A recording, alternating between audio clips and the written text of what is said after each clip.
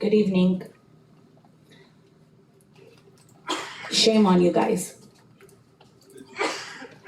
2 years I've been coming to your board, which I have better things to do, and all I see is you guys trying to expel, suspend students. Are you guys serious right now?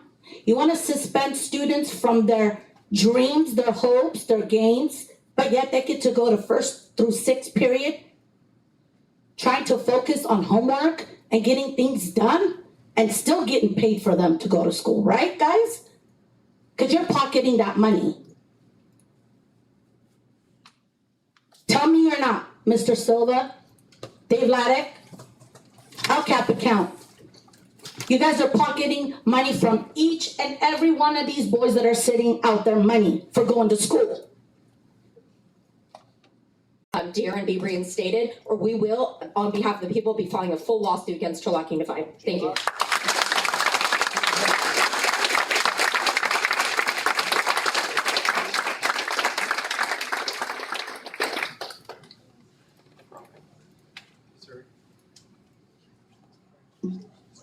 Anyone else would like to make a comment?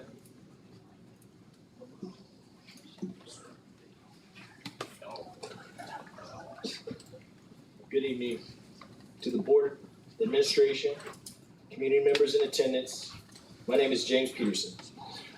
And for the past 16 seasons, I've had the honor of serving as this team's head football coach.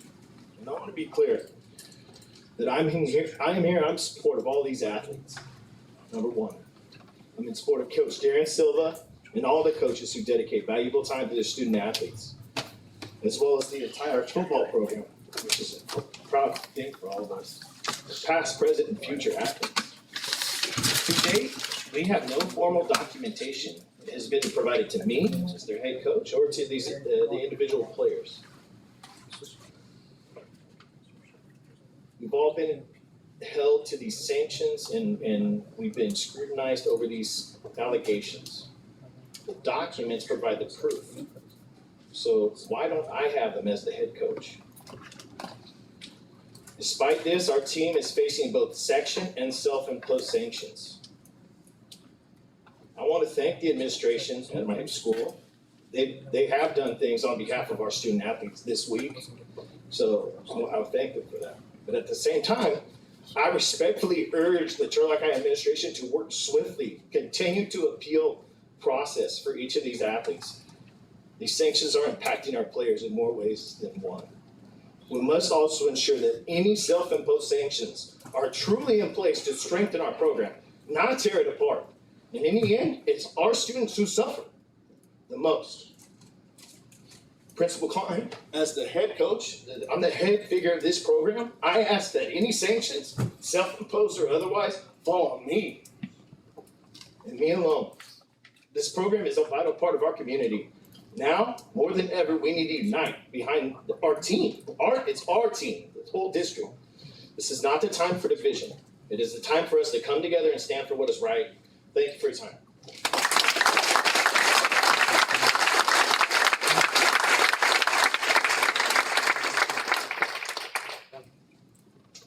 Are there any other public comments? Seeing none, we'll move on with the agenda. My name is Darren Silva, and you gotta come up here and clear the air. I'm not a perfect person, and I don't think any of us here are. I haven't met anybody on the universe yet, but I've made my mistakes, and I've been accountable for my mistakes, and I'm here to be accountable for my mistakes. But if it's not my mistake, I can't be accountable for other people's mistakes. So I do want to thank the opportunity for you guys for letting me speak, but over the past couple of days, I've had some time to reflect deeply on my actions that led to my suspension. And I want to begin saying clearly and without excuse, I take full responsibility for my mistakes. And I understand that as a coach, I'm not just teaching football. I'm shaping young men, modeling leadership and discipline and respect. And in the moments I failed to live up to these standards expected of me from the school. I've used the past 3 years, not just as a coach, but as a person. I've sought out mentorship, completed professional development courses, student leadership and sport ethic programs, and I've worked closely with other educators to better understand how to lead with both strength and empathy.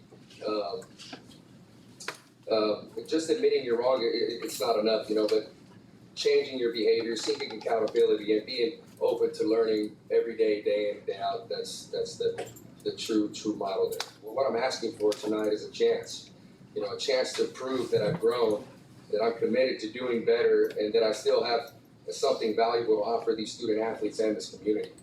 Football has always been about more than just wins and losses. It's about teaching discipline, building character, and fostering teamwork. I'm ready and willing to return, not just as a coach, but as a positive role model, one that leads with integrity and puts the well-being and development of the students first. Thank you guys for considering the reinstatement. I know it's not your guys' decision. It's obviously in the hands of other individuals. I think the finger keeps getting pointed in different directions, but whoever's hands it's in, I asked, for the consideration of the reinstatement, not just because I want to coach, I want the coaching position back, but because I believe in the values of the school and what the community stands for, and I'm committed to living those values. So, as you can see, there's an overwhelming support, and I came here 4 years ago to support this program, to support James Peterson and what he's been doing these last almost 20 years, and I want to continue to support him, any way I can, and my best support is on the field with these kids next to these other coaches and continuing to raise this program up.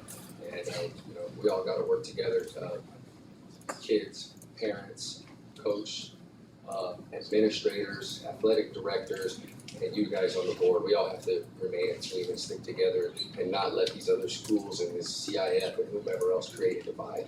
The divide is not good. That's what they want. We have to stick together at this time and come together as one. So thank you guys for the opportunity. I appreciate it.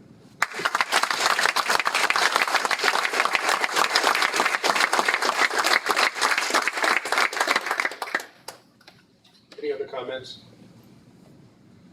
If not, we'll move on with the agenda, the consent calendar. We pulled item 18. Are there any questions about the consent calendar from the board? From the public? If not, can I have a motion to accept it? I move to accept the consent calendar as amended. Second. It's been properly moved and seconded to accept the consent calendar. This is a roll call vote. Ms. Carlson? Aye. Ms. Jackson? Aye. Ms. Martinez? Aye. Ms. Ramirez? Aye. Mr. Shields? Aye. Board President votes aye. Motion passes to accept the consent calendar. On the agenda is educational services. Ms. Sanis? On information 27, and Mr. Aker. Good evening, Board President Silva, Board of Trustees, and David. John and I are here to give a quick recap of our Summer School 2025 session.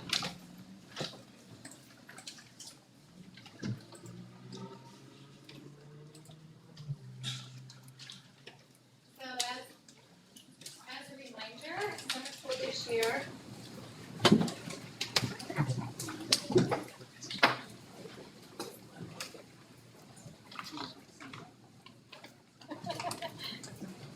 Ms. Sanis, we'll give it a minute.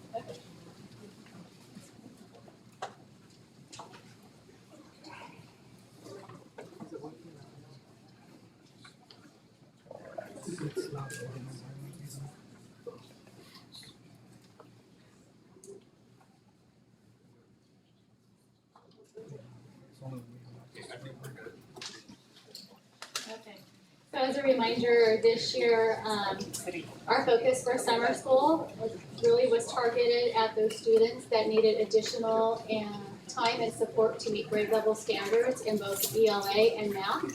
For the elementary side, we focused on grades TK through 6. New this year, from previous years, we had it at 9 schools previously. This year, we've condensed it to hold it at 3 of our elementary schools. So we held it at Jolene, Medeiros, and Wakefield. We grouped the schools based on geographical location. So Jolene was made up of Jolene, Brown, and Cole students. Medeiros had rural and Walnut students as well. And then Wakefield supported both our dual immersion program and an English-only strand. Our enrollment, this is our enrollment that was at the end of summer school. Julian, 145 students, Madeira's 112, Wakefield 233, or a total of 490 students.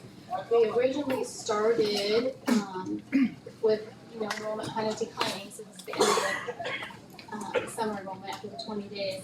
We started with 667 students, but like traditional summer school, families plan vacations and they slowly drop off. Julian, we also held 2 ELD classes that was there for the students that were newcomers. Madeiros was our own site. Madeiros has 1 TK class and then Wakefield has a dual immersion TK class as well. Additionally, not on here, we had 366 ESY students. Those were made up of 33 teachers that supported that program, and I had 31 staff members. And this next slide, I just put together some pictures, just kind of a synopsis of what our summer program looked like. These are at Wakefield. These pictures come from Wakefield, so students got to participate with learning in the garden, trying some of the crops that they were growing. TID came out and supported classrooms with lessons. You can see they had dress-up days to try to encourage students to come, and then you see a picture of, not only is it made up of a lot of certificated staff, but our classified staff as well that provided meals for all of our students.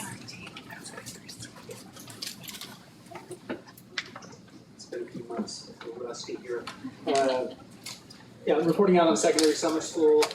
Target audience mostly is credit recovery, ELA, ELD supports, and providing some opportunity for advanced enrollment in the 21st Century Skills class for incoming freshmen. We know that as a state and then a graduation requirement went off with that opportunity for students to take a class in advance, so that way it doesn't interfere with their FFA or sports and athletics and bands and all of that. So that's also part of summer school. Grade 7-12, we housed it at Pittman. I'll get into more details about the 3 weeks for credit recovery, and then there's the 6 weeks for the support classes and 21st Century. Again, at Pittman High School, we also utilized Fusion, who offers some additional online elective and some PE recovery options, and SCOE, which actually set up a Turlock satellite site this year, which is really nice and convenient for additional students.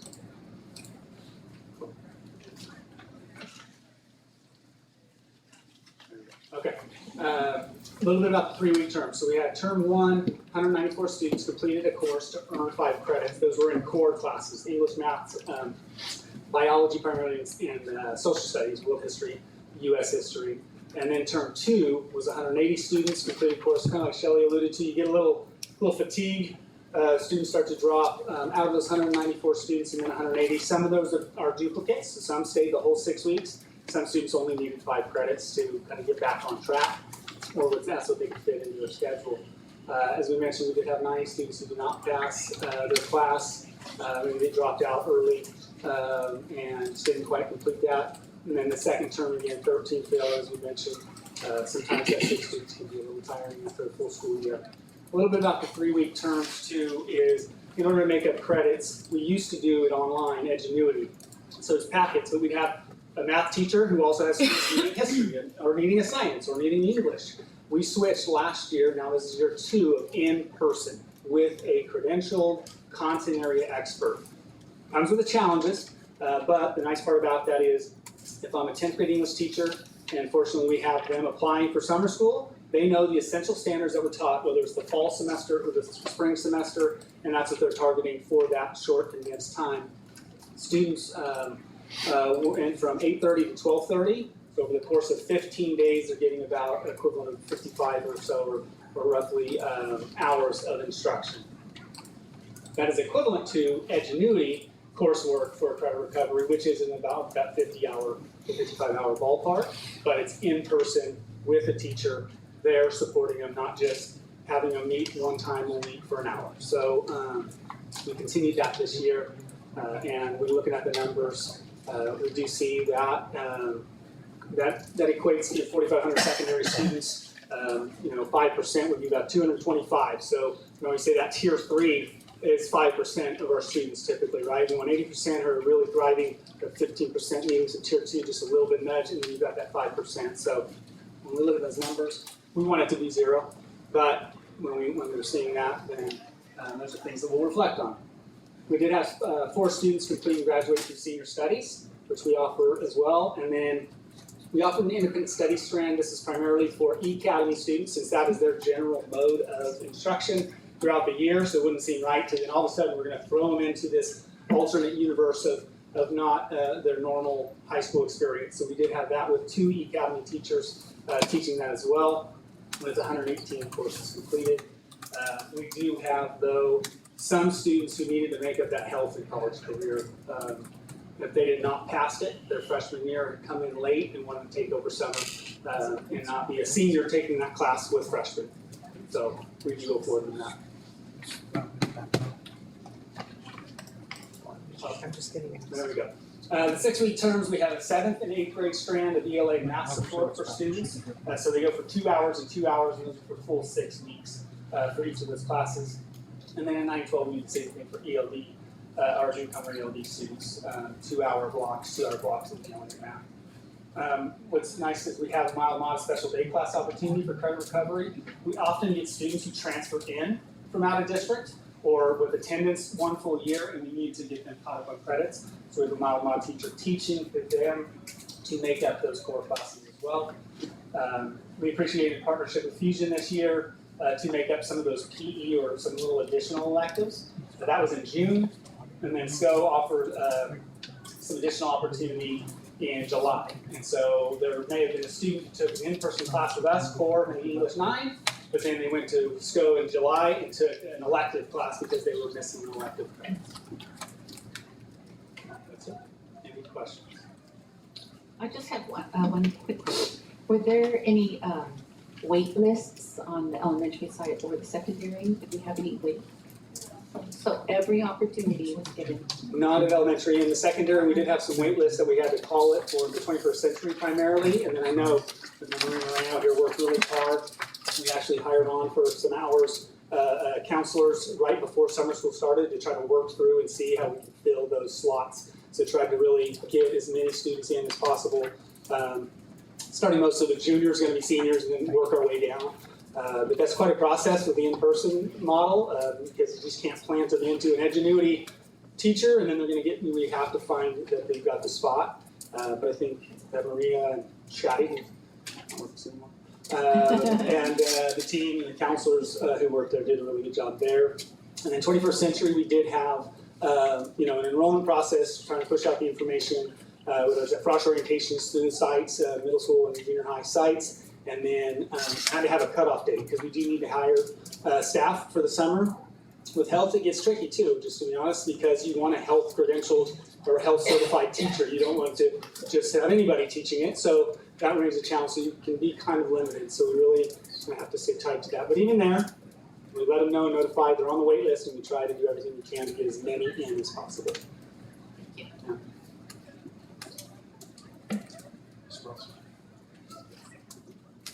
Thank you for the presentation, and I did have some questions you answered, so thank you for that.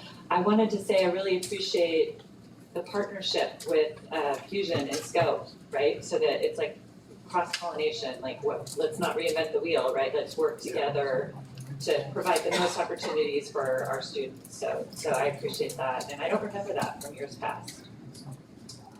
We have had some partnerships there the last couple of years. I would say Fusion primarily. SCO was kind of left on its own, and its students and counselors kind of but they had to drive up to the Teal campus or up to Modesto. So this year, in talking with one of the directors, he said, "Hey, if you can give me enough students, I'll plant somebody over there in Turlock." Great. And so they were able to help us with that. That's why we got into it. Yeah, thank you.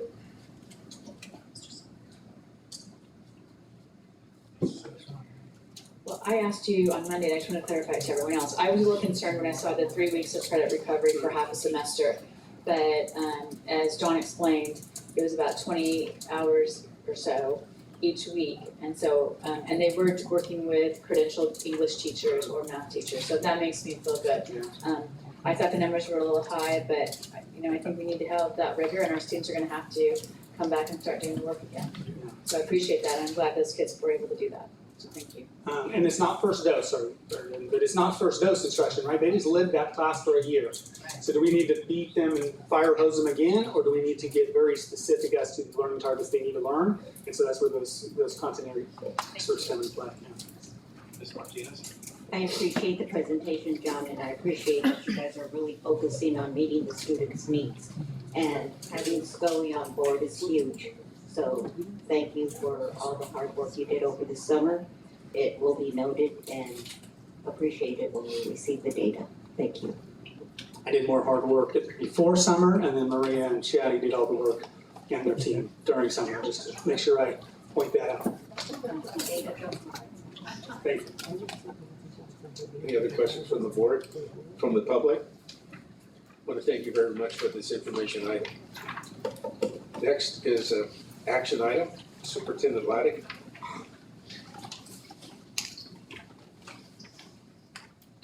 Thank you. Good evening once again, President Solo, members of the board.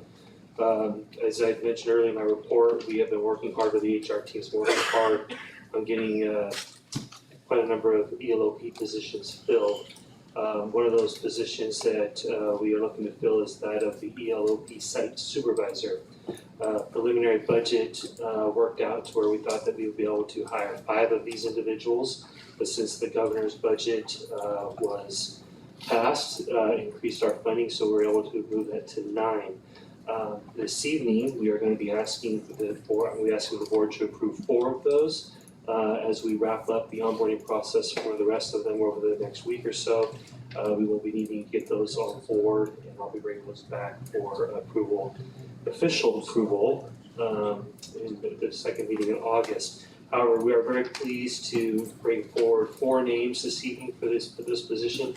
All 4 have experience in working in after-school programs, young children, police activity leagues, and we are very confident that they will meet the requirements and the expectation of these classified management positions. So with that, I'd like to recommend the board approve Yvette Zamora, Sheila Barrios, Gabriela Sanchez, and Ramona Bianco to the position of ELOP site supervisor for the 25-26 school year. Any questions from the board? Yes, I do. Tell me again, who were these 4, please? Sure, Yvette Zamora, Sheila Barrios, Gabriela Sanchez, and Ramona Bianco. Thank you. Are there any other questions from the board? From the public? Can I have a motion, please? I move to accept the 4 individuals for the ELOP supervisor position. I second it. Properly moved in second. All in favor say aye. Aye. All opposed, nay. Board President votes aye. Motion carries. That was good. Next, yeah.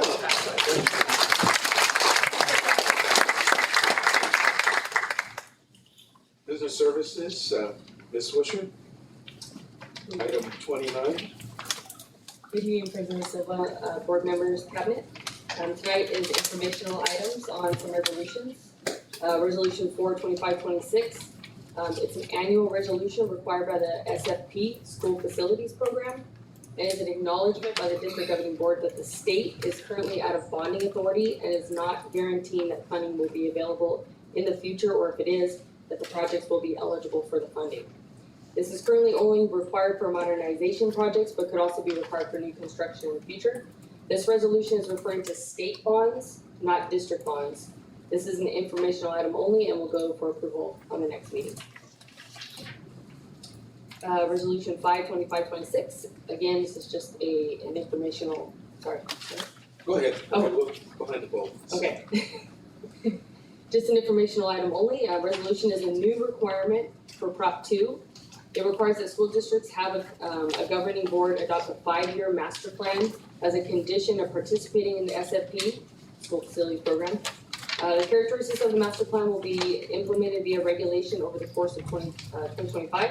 In the interim, the SAB, State Allocation Board, is requiring that all school districts that file funding applications adopt a governing board resolution that acknowledges the master plan requirement and pledges to provide the master plan prior to their funding application being apportioned by the SAB. Again, this is an informational item only. It's a new resolution for Prop 2, and we'll be going for approval in the next meeting. Are there any questions about these items, item 29 and 30? Ms. Carlson? Thank you, Ms. Fisher. I just wanted to clarify, so this will be before the end of 2025. You know, in education, it's like we always run on a school year cycle, but it has to be the end of December 31st, 2025? Yes, Okay, we're still working out the details on what Okay. is actually required as a master plan. okay, so the resolution is just saying, we know we need to do it. Yep. We're definitely gonna do it. Yes. Got it, thank you. I have a question. On this adopted 5-year master plan, what exactly are they looking for under the master plan? So we're still working out the details with our consultant. It's mostly on facilities in general, like enrollment, what are classrooms, how many we have, how many students we have. It's like a mixture of everything, what we need, what we're going for. Again, we're still working out what the details are, and when we have more, we'll let you guys know. Will we get a copy of the master plan? Yes. Any other questions? From the public? Thank you. You're on to the next one, item 31, which involves a public hearing. If you can go over the information first, and Sure. then we'll go over here. Resolution 6/2526, it's also an informational item. Resolution is also a new requirement for Prop 2. Approves the filing eligibility documents and funding applications with the state. It also identifies the individuals in the district who are authorized to sign necessary documents and upload them to OPSC website. This resolution must be taken to the board for each application the district intends to submit to OPSC. Currently, we have 2 sites that have modernization construction going on this year, and that's Osborne Bus Lane and Classroom Modernization, and Earl Elementary Roof and Fire Alarm Replacement. Both of those projects are happening right now. This is an informational item only, and will go for approval next meeting. Happy to answer any questions. Okay, we'll declare a public hearing. Are there any questions or comments about this from the board or the public? Mr. Shields? I guess this is another question. This is for the funding to reimburse us, correct? If I'm not mistaken, or is this additional funding, This is for state match funds. right? This match, the matching funds that Yes. would essentially help to cover the extra costs for the costs. Right? Am I missing in here? That's right, okay. That's right. Ms. Martinez? Can you remind me again what Prop 2 is for? It's for the school facilities program, so the state issued a large sum of money. There was a list of a whole bunch of schools that were on this list for funding.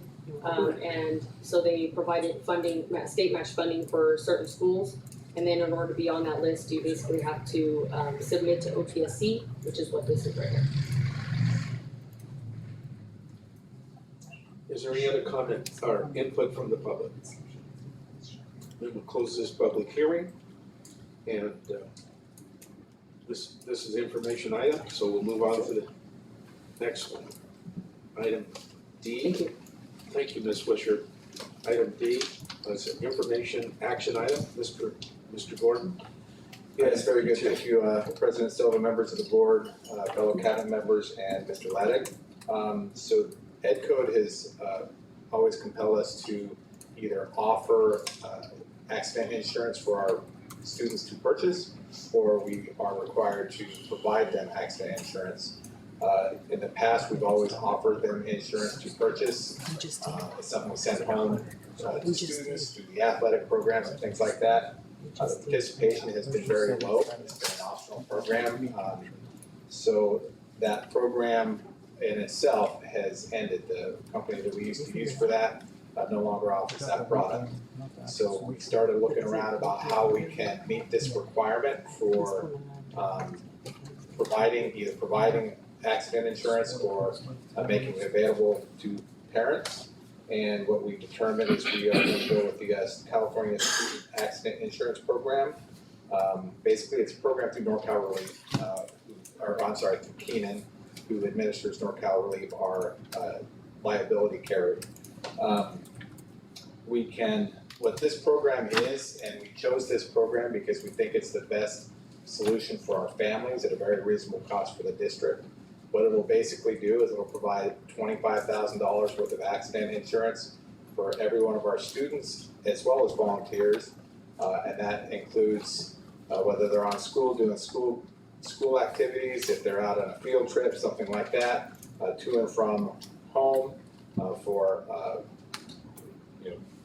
start of the school day, and then of course interscholastic sports as well. So this is an additional insurance that they would have, so their own insurance will be the primary, but this could, for example, cover deductibles and things like that. So we're really excited about being able to offer this. I know in today's day and age, when a student gets hurt for a variety of reasons, a lot of times they have the insurance, but it's that deductible that really, really hurts them. So this is going to be a program that we're going to be able to partner with parents, and partner with families, and be able to offer. They will still be able to purchase the insurance like they have in the voluntary insurance, so they can purchase the full insurance for their child. But this right here is that accident protection insurance. The cost is very reasonable at $2.20 per student. It comes out to about $29,607 for the school year. So with that, can I answer any questions? And if there's no questions, I'd like to the administration to authorize us to enter into this. The board to authorize us to enter into this agreement. Any questions from the board? Ms. Jackson? Have we offered this before, or have we had this type of coverage before? We've never offered this accident insurance before to families. We've always offered the optional insurance that they could purchase on their own, and that met Ed Code in the past. But because the participation was so low, that company's not offering that anymore. Thank you. I'm sorry. Ms. Ramirez? So, does the parent need to sign up, or is this automatically covered? It's automatically covered, so we're gonna change our accident protocol, so as soon as, if a student does get hurt, obviously it has to be associated with a school activity, so the school district will, or outside the school site, will fill out a form, and then work with the parents to be able to submit that to this company in order to collect some payment. Ms. Ramirez? Martinez. How would the families, hypothetically, in the event of something happening, what would be the protocols and procedures to get this type of information? The form, the risk, what does that look like? Well, as soon as we have this done, the company provides us marketing material, so we will be sending that home to families. We'll be working with Maria to make sure that families are well aware of this insurance, but we'll also be talking and training our administrators, so if there is an accident at one of our school sites, that'll just be part of the process. They can fill out this form as well and work with the parents to ensure they're aware of the coverage. So then in the event of an accident on the school site, the nurse will release an accident report to support this.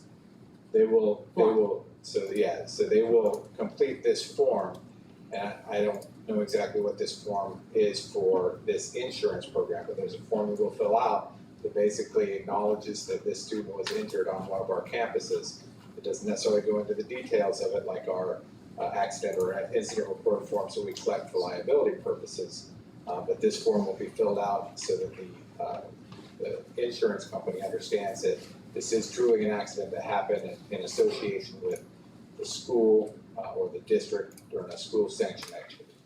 So without an accident report or incident report, they will still look at the form and be non-biased? I don't know how to put the question because it's very important to support it with incident reports and accident reports when you submit something to risk management as far as the forms. That's what I'm looking for. Again, this is to access this insurance that we're talking about today. There is a form that they would fill out, the administrators would fill out and provide and work with the family so they understand how to reach out to this carrier and get that accident coverage. Okay, that's fair, but I'm looking for reports, an accident report or an incident report to support that carrier. And we do collect those, and we send those to our liability carrier, and those are confidential pieces of information. So the families do not get that information, the accident report or incident report. The families don't get that report from the site. They do not. Thank you. Just for clarification, do we have a dollar amount of what this will cover deductible wise? I mean, the intention is to help in the case of an accident to cover deductible, is there any dollar amount that they've given or general? Yeah, I'm amounts? sorry, I meant to mention that, it's $25,000 of coverage. Again, it's on top of the family's primary insurance, so that $25,000 coverage would, primarily be for covering any kind of deductible or anything like that, or something that's not covered by their insurance. On occasion, we have a student that takes a Medi-Flight, and those are very expensive, so that would help with that considerably. I apologize, I think you did mention that. Oh, I'm on it. Any other questions? Other questions from the public? Yes.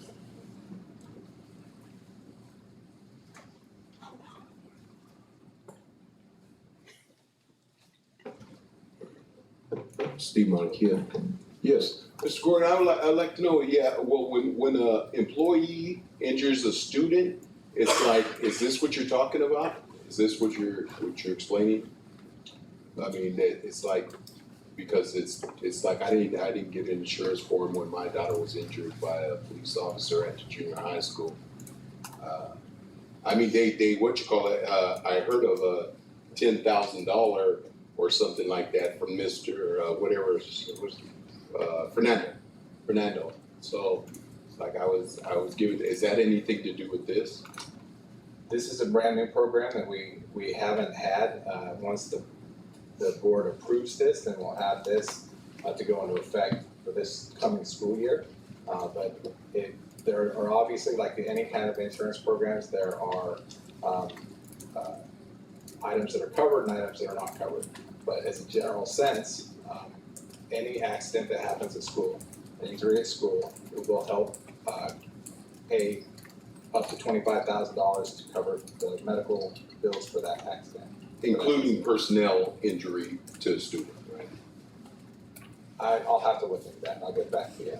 Thank you. Are there any other questions?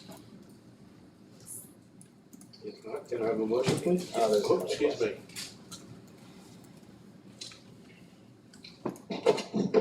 Good afternoon. Barney, I guess I'm a little bit confused because I don't even think you have an idea of what you're presenting tonight. So I think we, the people community, need a little bit more information just to cover our end as well, and to make sure we're getting the exact information and the accuracy and the transparency as parents on how to file these injuries, and do we get an accident report, and how do we go about it, and how are you gonna get it out to the parents who are bilingual, who don't speak English, who don't go on Aries, and who can't read or write? Are you gonna have like orientation, seminars on this to educate them? What are you gonna open up for those parents? I just feel like this is a little bit too much information just to say, oh yeah, let's do it. I mean, of course, having insurance is great, but isn't that the law anyway? We should have had insurance from the get-go to cover these children? So that is not the law. Oh. The law is that we either provide it or we make it accessible.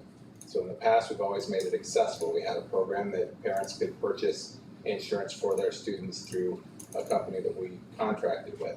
So that is what the law is. So this right here, we are actually doing something for our families. We are purchasing this so that we have up to $25,000 worth of accident insurance for the families.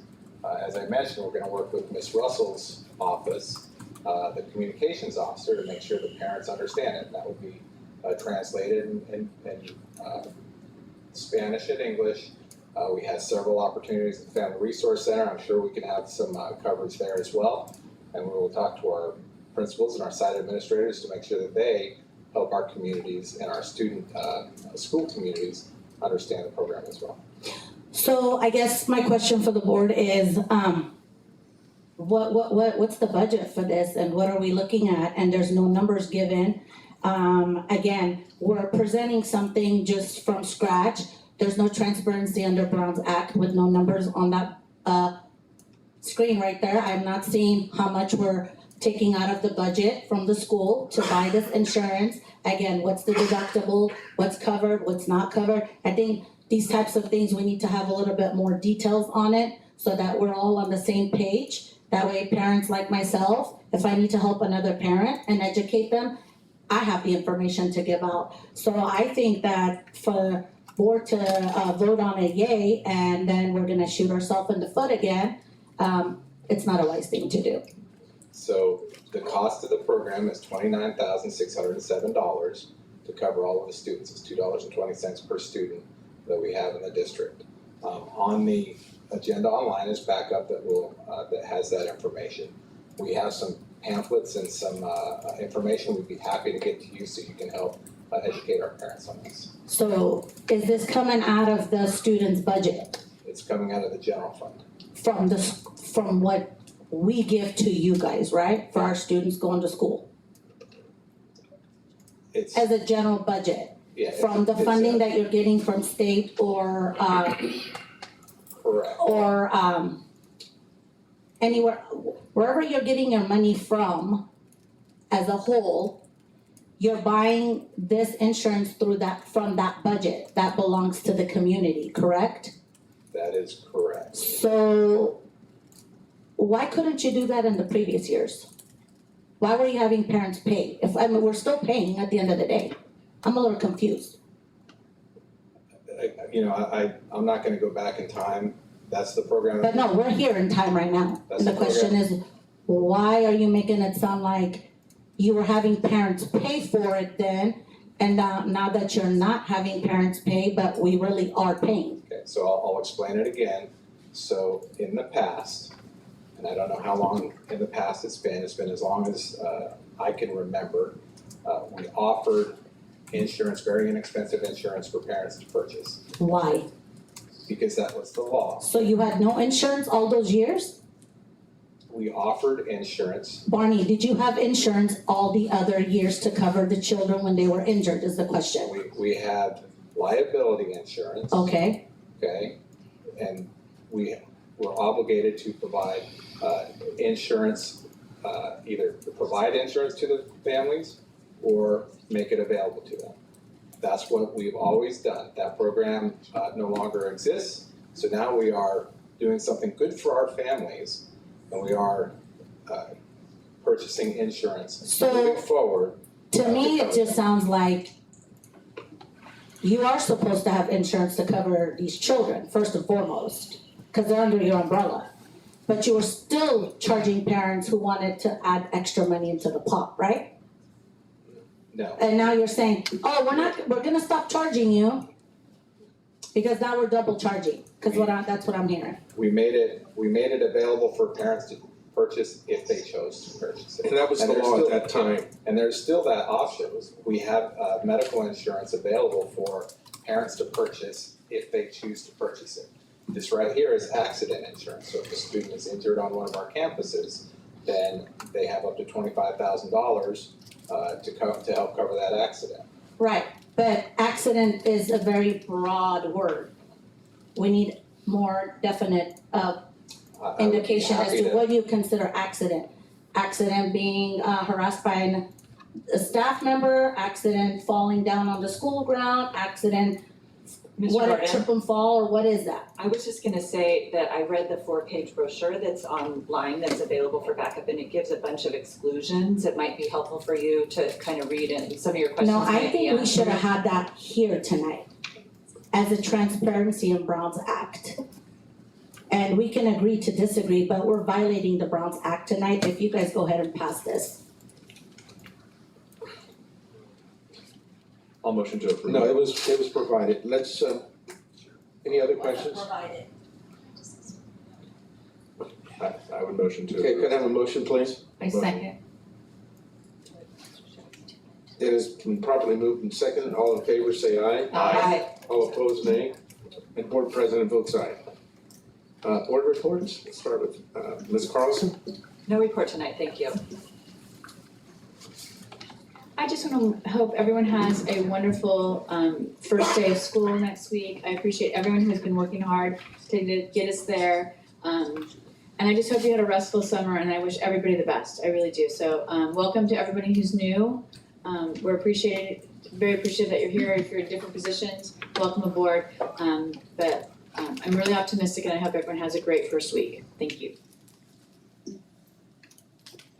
No board report, I just wanna welcome everybody back and look forward to a successful 25-26 school year, and that's it. Can't believe summer's over. I'm not ready actually. And I'm retired and I'm not ready for school. But I just wanna say, same thing, we wish everyone the best. And if I could just make a comment, as parents, we're the ones that really need to be diligent for our students. I cannot tell you, not so much in Turlock, when I go to other little cities, little towns, I'll see teenage girls or teenage boys, and I look around, it's like, where are the parents? And we just cannot depend on technology to make sure that we're keeping an eye on the kids, because those phones can be separated from our kids. And the phone might say that it's a 10 pin, but that doesn't mean the student is there. So I just, this is a day and time that we need to be that much more diligent. We cannot depend on technology. That's all I say. Yeah, and my board's gonna try to keep it kind of short here, but recently, I'm sure we've all seen it in the paper, there is I've talked about this before up here, an SVP, or sexually violent predator, that's going to be possibly be released into the area that I represent, which also includes another unified school district in Chatham. And this is just something that it goes to just a reminder to our community that we do pay attention. We are watching what's going on. I've said it before and I'll say it again. It's an absolute travesty that the state would continue to allow this to happen and would just watch as somebody who has been violent towards children be released next to a homeschool, a homeschool right next door, elementary school, middle school right down the road, and in our community, just because that person was a perpetrator in our community at some point. So these are very real things that are going to affect our students, our parents, and our families. It's something that's very, very serious, and it's unfortunate that it's something that we're going to have to face as a community. And so, I fully intend on participating on Friday morning at the courthouse. There's going to be a little bit of a rally to try to hopefully one last try to stop this from happening. So I would encourage fellow board members to take a look at that and to kind of just see what's going on there. And then secondly, we had some very, very passionate students and community members come speak to us tonight. And I think it goes back to there is an organization in California that runs the sports organizations throughout the state. And I really wish somebody from CIF could come down here and explain to these students and to these parents what it is that they're doing, right? What it is that CIF's decision has been. So I'm gonna make a request, if possible, if we can reach out to CIF and have somebody come down from their team and to please explain it to these parents and coaches. Because at some point, they do take it out of our hands, but that's not okay. And these parents are right. Their students deserve opportunities just like everybody else. And right or wrong, whatever the situation may be, the adults can handle the situation and we can fix it and we can remedy it. But punishing these students, I'm just going to leave it at, I really hope we can get CIF down here to explain that to these students and to look them in the face and tell them why this is happening. So that's going to be my kind of one request out of this. And at the end of the day, I really appreciate all the community members who came out and spoke to us and shared their opinions and thoughts. I've said it before to our board, and I'll say it again. Athletics is huge for these students. It's huge for our students. And it's very, very evident when, at least 40 or 50 of them pack the room for one of their coaches. It means a lot. So that'll be it for my board report. I know I was like I'm the serious person at the end. I apologize. Welcome to the new school year, guys. Thank you all for being here. I know you guys are not supposed to be here, but thank you. I'm excited for you guys. I'm excited for this new school year. I'm really excited about that update on ELOP, and I really hope that we can continue to get as many students in as we possibly can. So thank you to our team for working on that so diligently and so dedicatedly. Let's hope that this is just a smooth transition into the years to come for it. So thank you, guys. I'd just like to say I really enjoyed the administrative council with all of you the other day, and I'm looking forward to a good start to this school year. It looks very promising, and it's thanks to your fine work and hard effort. And with that, also, we need to make mention, no matter how thin the pancake, there are always two sides to every issue, and we'll leave it at that. We should put that under his picture. No, I Silva quote. And then also, remind you, we have to go back into closed session, so don't run off. Do we Yeah, I need a, adjourn? I move to adjourn. Second. there's no second to adjourn, all in favor, say aye. Opposed, nay. Board president votes aye. Thank you for attending.